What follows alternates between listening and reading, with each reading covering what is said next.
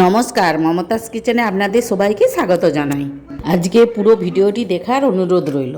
দুটো বড় সাইজের আলু খোসা ছাড়িয়ে হাফ কেটে সেদ্ধ করে নিয়েছি। সেদ্ধ আলুগুলি গরম গরমই চকুরতে হবে, তাই আমি একটা কাঁটার চামচ নিয়ে চকুরছি। গরম গরম চকুরলে আলুটা চ্যাটচ্যাটও করবে না আর খুব সুন্দর চকুটা হয়। এর মধ্যে পেঁয়াজ, লবণ আর লঙ্কা তেল দিয়ে ভালো করে চকুটে নেব। পান্তা ভাতের সাথে এরকম আলু ভাতে দারুণই লাগে খেতে। আর তার সাথে যদি একটু চপচকুটা থাকে, দেখুন দুটি চপ নিয়েছি, চপগুলিও একইভাবে আমি চকুটে নেব। এই চপচকুটাটা আমাদের খুবই ভালো লাগে। আমি এখানে লঙ্কা তেল দিয়ে চকুরছি, আপনারা কাঁচা তেল কাঁচা লঙ্কা দিয়েও চকুরতে পারেন, কিন্তু পান্তা ভাত দিয়ে আমাদের লঙ্কা তেল দিয়ে চকুটাটাই বেশি ভালো লাগে। এই গরমে আমরা প্রায় এইভাবে চপচকুটে আলু ভাতে চকুটে পান্তা ভাত রেখে খাই, তাই ভাবলাম আপনাদের সাথেও শেয়ার করি।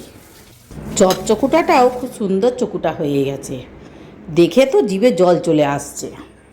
রাতে ভাতে আমি জল ঢেলে রেখে দিয়েছিলাম, ওই ভিজিয়ে রাখা ভাতগুলিও এখন অন্য পাত্রে ছেঁকে নেব। পান্তা ভাত আমরা দুরকমভাবে খাই, তাই আমি দুরকমভাবেই দেখাচ্ছি। এই সব ভাত ছেঁকে দিয়েছি, আরেকটি পাত্রে অল্প ভাত তুলে নেব। দিয়ে এই পাত্রে লবণ আর জল দিয়ে পেঁয়াজ, কাঁচা লঙ্কা আর দেব অল্প কাগজি, আর টেস্ট বাড়ানোর জন্য অল্প লঙ্কা তেলও দিয়ে দেব। চলুন আরেকটি পাত্রে যে ভাত তুলে রেখেছি সেটিও অল্প লবণ, একটু লঙ্কা তেল আর পেঁয়াজ, আলু ভাতে আর চপচকুটা আর মাছ ভাজা, আর আমি বাড়িতে পেঁয়াজি বানিয়েছি। কি বলুন তো, বাঁকুড়া জেলাতে এত গরম পড়েছে, তাই আমরা দুপুরে গরম ভাতকেও ঠান্ডা করে জল আর লবণ দিয়ে খাই। আপনারাও এইভাবে খাবেন, দেখবেন খেতেও কিন্তু খুব ভালো লাগবে আর শরীরও ভালো থাকবে।